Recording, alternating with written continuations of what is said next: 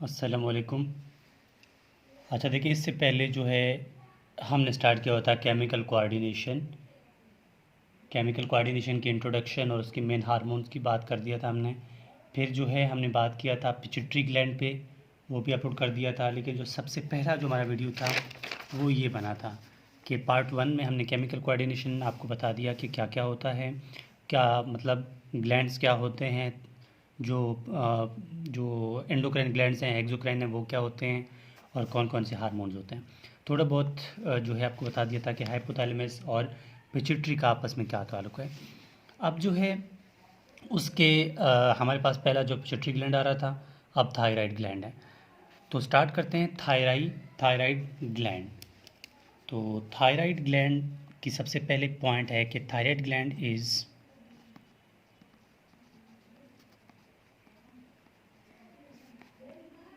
Butterfly shape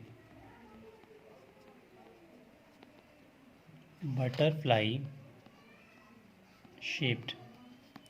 thyroid gland जो है वो बटरफ्लाई शेप्ड है, ठीक है। इसके अलावा इसके दो लोब्स होते हैं,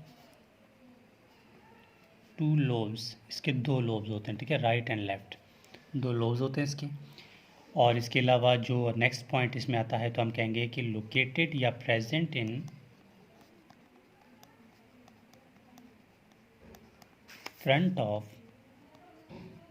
लैरिंक्स, ठीक है। लैरिंक्स, फेरिंक्स या ट्रैकिया इनके सामने प्रेजेंट होता है, ठीक है, क्योंकि ये नेक रीजन में प्रेजेंट होता है, ठीक है। अगर मैं यहाँ पर लिखूँ कि present in the neck region तब भी बात सही है, ठीक है। तो ये होता है हमारे पास थायराइड ग्लैंड की मेन कुछ बातें। अब जो है थायराइड ग्लैंड का डायग्राम, कि थायराइड ग्लैंड जो है मिसाल के तौर पर ये है मेरे पास, मैं यहाँ पर बना रहा हूँ ट्रैकिया,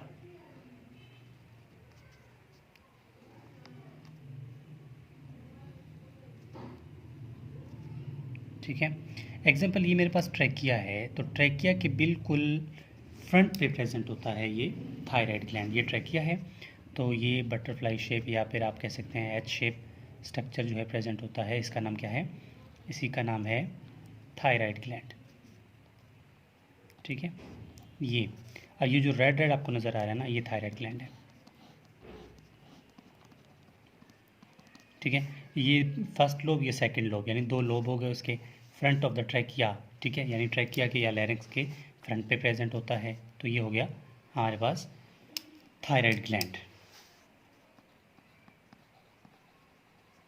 ये थायराइड ग्लैंड हो गया। अब जो है थायराइड ग्लैंड काम कैसे करता है, ठीक है। थायराइड ग्लैंड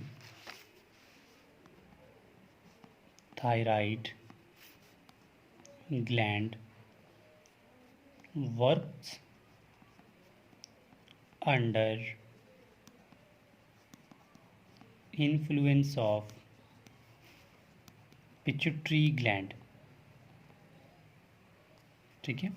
पिट्यूटरी ग्लैंड, जो थायराइड ग्लैंड है ना, वो पिट्यूटरी ग्लैंड के इन्फ्लुएंस यानी उसकी वजह से, उसकी मदद से, हेल्प से जो है वो थायराइड ग्लैंड काम करता है। क्योंकि पिट्यूटरी ग्लैंड एक हार्मोन सीक्रेट करता है, थायराइड स्टिमुलेटिंग हार्मोन। वो जाके थायराइड हार्मोन पे एक्ट करता है, तब जाके थायराइड हार्मोन की रिलीजेशन होती है। और पहला पॉइंट क्या था कि thyroid gland works under influence of pituitary gland. लेकिन पिट्यूटरी ग्लैंड भी एक और जो है आप कह सकते हैं कि हाइपोथैलेमस के इन्फ्लुएंस पे काम करता है, ठीक है। हाइपोथैलेमस, इस पॉइंट को मैं डायग्राम से क्लियर करता हूँ, ठीक है। हमने क्या लिखा कि thyroid gland works under influence of pituitary gland. आप ये कह सकते हैं कि pituitary gland is also works under influence of thalamus, या सॉरी हाइपोथैलेमस, ठीक है। तो ये सेंटेंस कंप्लीट हो जाता है। अब कैसे इसको थोड़ा डायग्राम की बेस पे देखते हैं। सबसे पहले ये हमारे पास है हाइपोथैलेमस, ठीक है, ये हाइपोथैलेमस है। हाइपोथैलेमस क्या करता है? हाइपोथैलेमस से एक स्टाक निकलती है नीचे, इन्फेंडिबुलम, ये क्या करता है, ये जाके ये हो गया हमारे पास पिट्यूटरी ग्लैंड, ठीक है। अब ये हाइपोथैलेमस था, ये इन्फेंडिबुलम, तो ये हो गया हमारे पास पिट्यूटरी ग्लैंड, ये पिट्यूटरी ग्लैंड है। पिट्यूटरी ग्लैंड से एक और इस तरह की चीज़ें निकलती हैं, वो कहाँ पे जाता है? थायराइड ग्लैंड पे जाता है, ठीक है। ये आ गया जी थायराइड ग्लैंड पे, ठीक है। अब क्या होता है कि पहले हाइपोथैलेमस जो है जो डिमांड देगा वो पिट्यूटरी ग्लैंड को मानना पड़ेगा। पिट्यूटरी ग्लैंड जो डिमांड देगा वो हाइपोथैलेमस को मानना पड़ेगा। सॉरी, पिट्यूटरी ग्लैंड जो डिमांड देगा वो थायराइड ग्लैंड को मानना पड़ेगा। अब पिट्यूटरी ग्लैंड इसको बोलता है कि भाई ये थायराइड स्टिमुलेटिंग हार्मोन भेजता है। वो थायराइड ग्लैंड के ऊपर फॉलिकल्स हैं, सेल्स हैं, उसको उस सेल्स को बोलते हैं फॉलिकल्स, ठीक है। वो हर एक फॉलिकल पे एक्ट करता है तो हमारे पास थायराइड हार्मोन्स सिक्रीट करता है। तो थायराइड हार्मोन कौन से होते हैं? थायराइड हार्मोन्स जो यहाँ से निकलते हैं वो T3, T4 एंड कैल्सीटोनिन, ये हमारे पास होते हैं thyroid hormones, T3, T4 and calcitonin. अब T3 मतलब ये है इसमें 3 आयोडीन होते हैं, ठीक है। T4 का मतलब है इसमें 4 आयोडीन होते हैं। आप ये कहते हैं कि थायराइड फंक्शन के लिए हमें आयोडीन का होना हमारे लिए बहुत ज़रूरी है, तभी जाके आयोडीन होगा तब ये हार्मोन बनेंगे, ठीक है, अदरवाइज़ नहीं बनेंगे। अब जो है वन बाय वन इसके थोड़ा फंक्शंस देखते हैं, फिर इसकी बीमारियों की तरफ जाते हैं। सबसे पहले T3 एंड T4, इनका जो मेन फंक्शन है ना, ये कंट्रोल करते हैं मेटाबॉलिज्म को, ठीक है, कंट्रोल या मेंटेन मेटाबॉलिज्म, ठीक है, ये मेटाबॉलिज्म को मेंटेन करते हैं। सेकेंडली आप ये कह सकते हैं कि मसल ग्रोथ के लिए भी कहीं ना कहीं इनका रोल आ जाता है, मसल ग्रोथ, इन दोनों का रोल आ जाता है, ठीक है। फिर बचता है हमारे पास कैल्सीटोनिन। कैल्सीटोनिन कैल्सीटोनिन जो है, कैल्सीटोनिन का सिर्फ एक अच्छा खासा फंक्शन है, वो क्या करता है, मेंटेन करता है, maintain calcium level in blood, calcium level को ब्लड में मेंटेन करता है।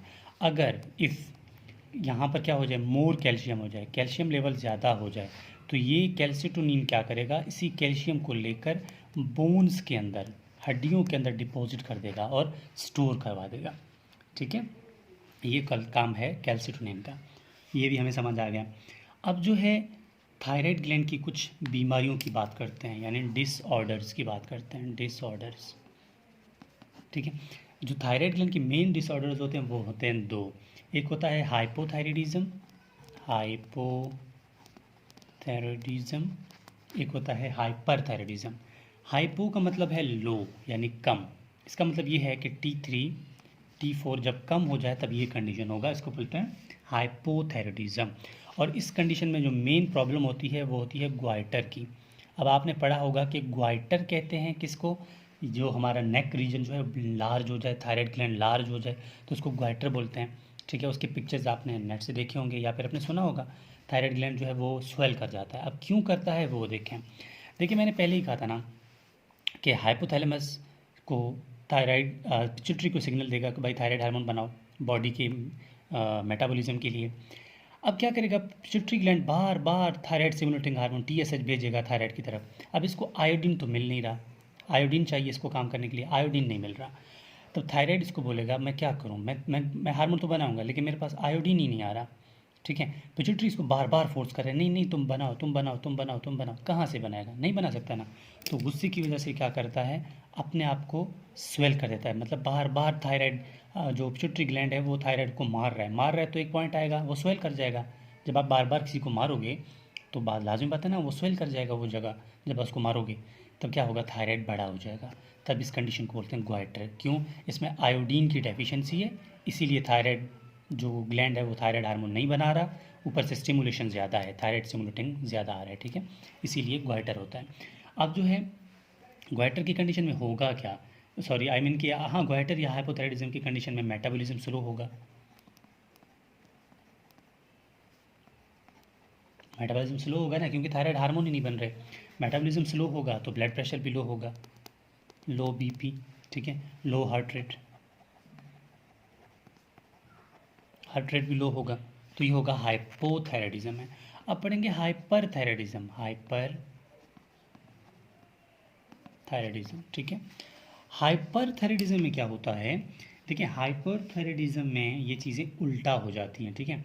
मतलब यहाँ पर क्या होगा, कैल्शियम या sorry I mean thyroid hormone ज़्यादा बन रहा है, ठीक है, ज़्यादा बन रहा है। अब हमने क्या करना है, बहुत रोकना है इसको। अभी जो है मतलब ये है हाइपर ज़्यादा होना, यानी थायराइड जो हार्मोन है वो ज़्यादा बन रहा है। ज़्यादा बन रहा है तो मेटाबॉलिज्म भी हाई है, हाई मेटाबॉलिज्म, ठीक है। हार्ट रेट भी इंक्रीज़ है, HR यानी हार्ट रेट भी इंक्रीज़ है। और क्या है, हमें जो है थायराइड ग्लैंड जो मोटा हो रहे थे यानी बड़े हो रहे थे वो भी कम हो जाएंगे। इस कंडीशन में होता क्या है, डिफरेंट अपीरेंस होती है बॉडी की, मतलब आइज़ जो हैं वो पफ़ी आइज़ होती हैं, पफ़ी आइज़, ठीक है। इस तरह की कंडीशन जो है वो हाइपर थायराइडिज्म में शो होता है। पेशेंट को भूख भी ज़्यादा लगती है जल्दी जल्दी, ठीक है, वो खाता पीता भी ज़्यादा है, तो इस कंडीशन को हाइपर थायराइडिज्म बोलते हैं। तो ये था हमारे पास कि एक मेन मतलब थायराइड ग्लैंड की मेन जो बातें हैं FSC तक वो यही हैं। अगर उसमें डीप में चला जाऊँ, MBBS तक चला जाऊँ, तो फिर मैं ये भी बोलूँगा कि थायराइड हार्मोन बनते कैसे हैं, फिर वो सारा GIT से आयोडीन का अपटेक करना, जो आयोडाइड पंप है, फिर आयोडाइड को आयोडीन में कन्वर्ट करना, थायराइड परऑक्सीडेज का फंक्शन, थायरोग्लोबिन का काम करना, जो है ऑर्गेनिफिकेशन, जो है फ्यूजन, फिर जो है मज़ीद डिफरेंट काम से वो आपके काम लेवल के नहीं हैं। जो FSC तक बातें हैं वो यही हैं, वो इनफ है यहाँ तक। अब जो मज़ीद अगर आप चाहें तो आप मेरे चैनल पे जाके देख सकते हैं, वहाँ पर एक वीडियो अपलोड है थायराइड ग्लैंड फार्माकोलॉजी के नाम से। वहाँ पर आपको सारी जो है हिस्ट्री मिल जाएगी थायराइड ग्लैंड की, कि वो किस तरह थायराइड हार्मोन बनाता है एक्सेट्रा। तो यहाँ तक जो हमारा काम था वो यहाँ तक ये बना। इसके अलावा ये मेरा व्हाट्सएप कॉन्टैक्ट है, किसी स्टूडेंट को किसी टॉपिक में मसला आ रहा हो तो मुझसे बाय व्हाट्सएप कॉन्टैक्ट कर सकता है। और जो स्पेशली ये जो टॉपिक बना, ठीक है, ये जो मैंने टॉपिक बनाया, ये वीडियो जो बना ये है इस स्टूडेंट के लिए। इन्होंने मुझे रिक्वेस्ट किया था कि सर आप इस टॉपिक पे काम करें, तो मैं इसको प्रोनाउंस नहीं कर पा रहा, ये डॉक्टर उशम है या दरुशम है, मुझे उसका नाम का शायद समझ नहीं आ रहा, लेकिन जो रिक्वेस्ट है वो इन स्टूडेंट का था। तो डॉक्टर उशम नहीं है तो आप डॉक्टर उशम बन जाएंगी इंशाल्लाह। और बाकी दरुशम आपका नाम है तो वो अलग बात है, I don't know what is मतलब your accurate name. So whatever जो भी है, बस आपका टॉपिक जो है थायराइड ग्लैंड पे काम हो गया। इसके बाद जो है मज़ीद जो डिफरेंट और जो ग्लैंड हमारे पास बचते हैं उन पे आहिस्ता आहिस्ता काम किया करेंगे। So this is all about thyroid gland के किस तरह काम करता है और क्या क्या इसके काम हैं।